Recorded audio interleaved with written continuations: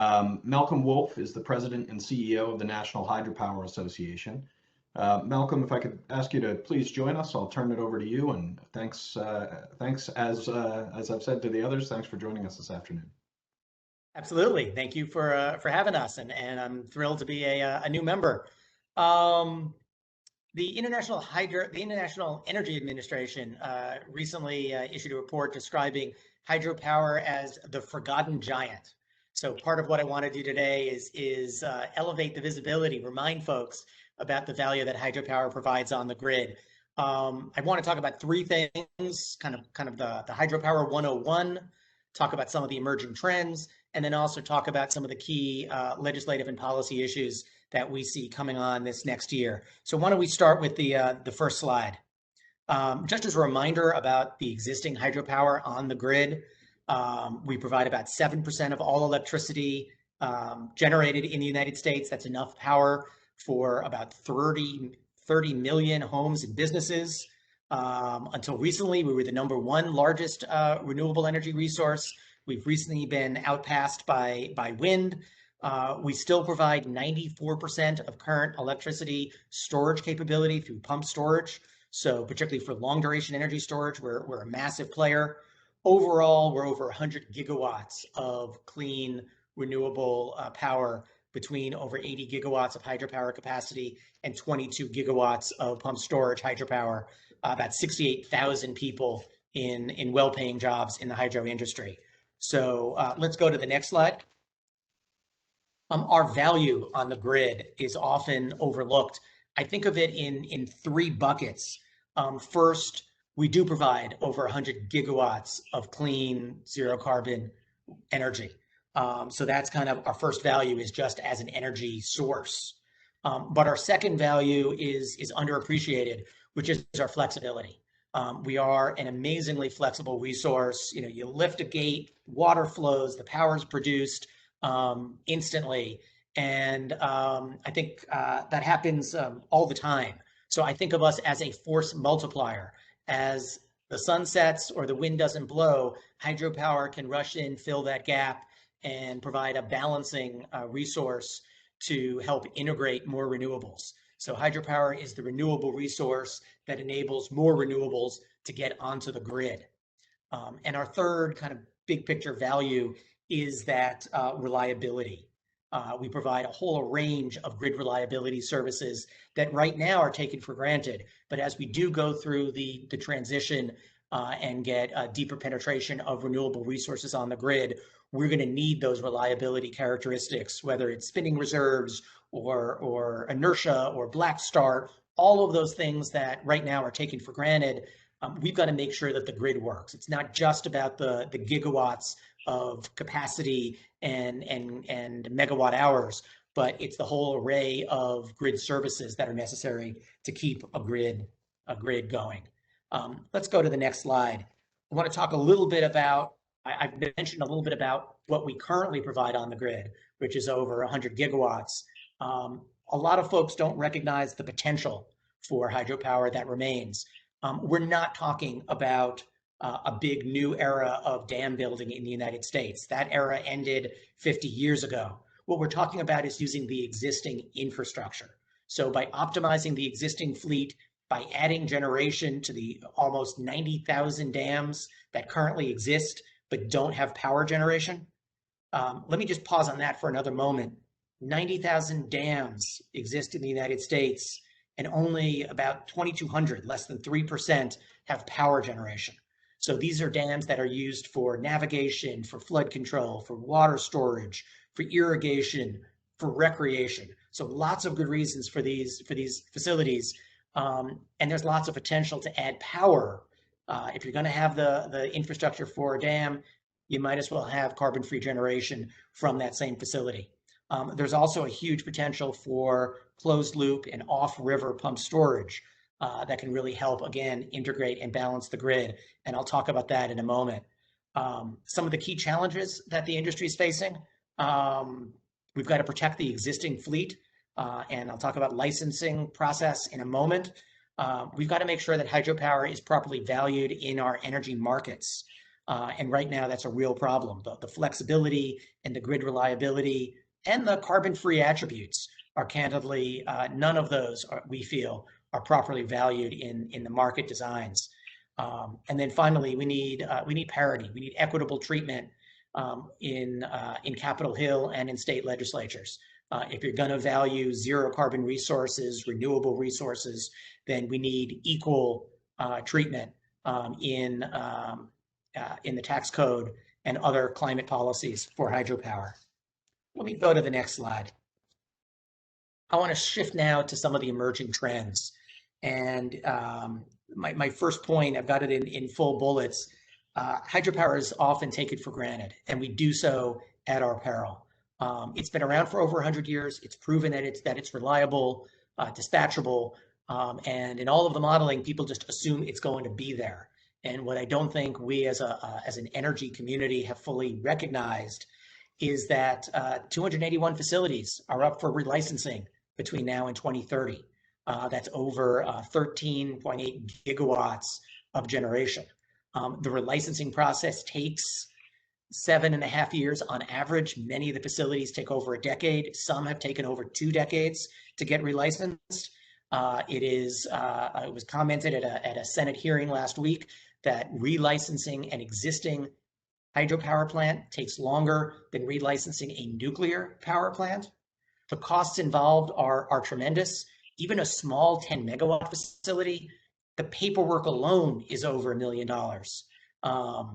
Obviously, a larger facility can have paperwork costs of over $10 million. And then you've got whatever the actual investments may be needed for improved efficiency or other requirements. So the costs of relicensing are incredible. The uncertainty with relicensing is incredible. And that's really put a lot of hydropower plants at risk. You've got existing operations, existing facilities that can last another 50 years. Their core infrastructure, like bridges and roads. Yet the uncertainty makes it so easy to simply put in a wind or solar facility instead of reinvesting in the existing fleet. Which is why a recent industry survey found that over a third of hydropower asset owners said that they were actively considering decommissioning a facility. So the risk of hydropower, we've been around for decades. We've been a reliable source for decades. The facilities can operate for another generation, 50 years. I've seen facilities operating for over 100 years successfully and efficiently, but not if they're taken for granted. Let me go to the next slide. Another trend that we see is that hydropower's flexibility is relied upon more than ever. One example happened last year in New England. A nuclear power plant tripped off and its 17,000 megawatts of generation disappeared. But the lights in New England and Boston and other cities didn't even flicker, because instantly there were several pump storage facilities that could dispatch power within seconds and keep the grid operating and the lights going. That happens literally every day. We know that the sun is going to set, and we can store up the water during the day and dispatch it when we know we've got the early evening peaks. We know we're there to fill in gaps when the wind doesn't blow or the gas lines freeze. So I think hydropower's flexibility has been called upon more and more, and the RTOs and FERC have recently kind of documented this. Hydropower is used more extensively for hourly ramping than any other resource. The other trend we see is that hydro is providing a disproportionate share of grid reliability services. So 2 examples of this. This past year was a drought year for hydropower. Nevertheless, we provided 60% of spinning reserves in California, even though we're only 15% of installed capacity. During the key drought months, when needed, we provided double our actual percentage on the grid, just because hydropower was available even during the drought to provide that afternoon peaking when it's needed. Another example is black start, the ability to kind of restart the grid in the event of a blackout. While hydropower is only about 7% of US capacity on the grid, we provide 40% of the nation's black start authority, and we're largely not paid for that. I talked to one member company who shared that the costs of maintaining the black start and the quarterly testing and the paperwork requirements were more than PJM was paying them for the black start capability. And they happen to be in a region where they got paid for black start, unlike many others. Let me switch gears now and talk about some of the key issues in the next slide facing the industry and some of the policy issues we see going forward. I'm starting with this slide just to emphasize that this is not your grandfather's hydropower industry. The modern hydropower industry recognizes that we play an essential role in having a reliable and clean energy grid, and environmental stewardship is a critical part of what they do every day. So as part of that, we embarked on this uncommon dialogue facilitated by Stanford University, and it's been going on now for 2 or 3 years. And we've been talking extensively with members of the environmental community, the climate community, river groups, Native American tribal groups. And in October of 2020, we reached an agreement on collaboration. And these are some of the press clips from when that happened.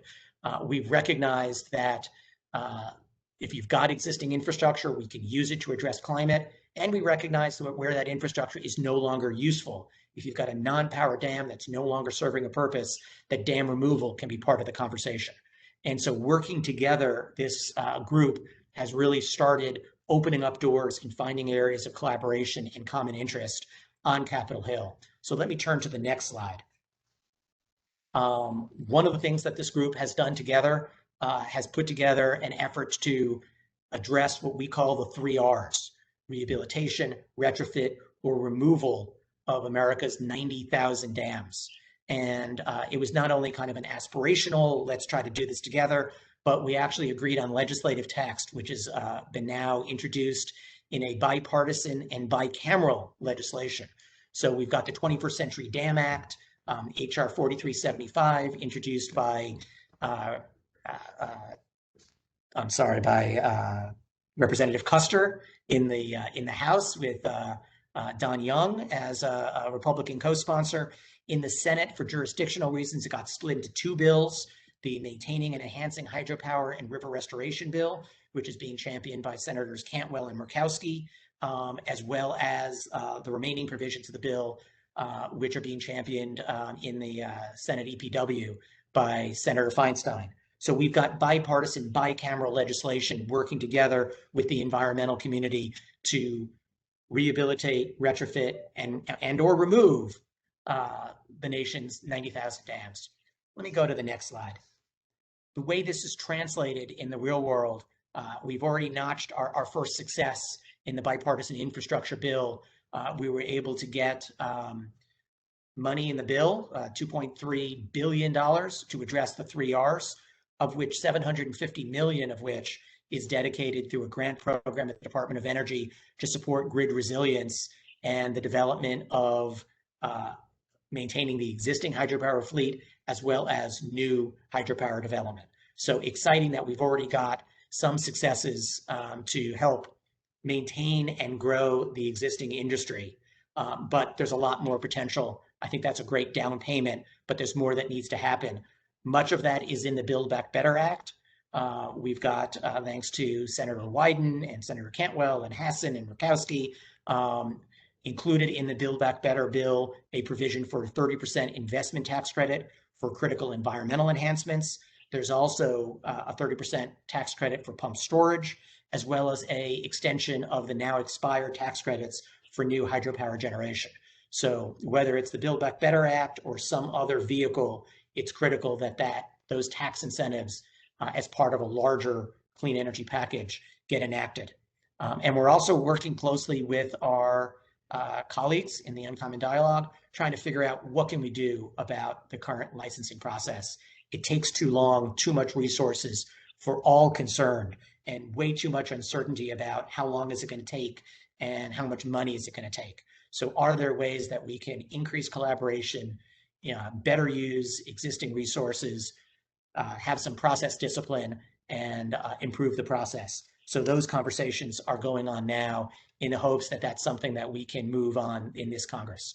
So hydropower may be America's first renewable energy resource came on grid in the 1800s, but we're finding it an amazing resource for the 21st century because it is dispatchable, it is carbon free, it is flexible. So it's really a great solution as we transition to a modern, reliable grid.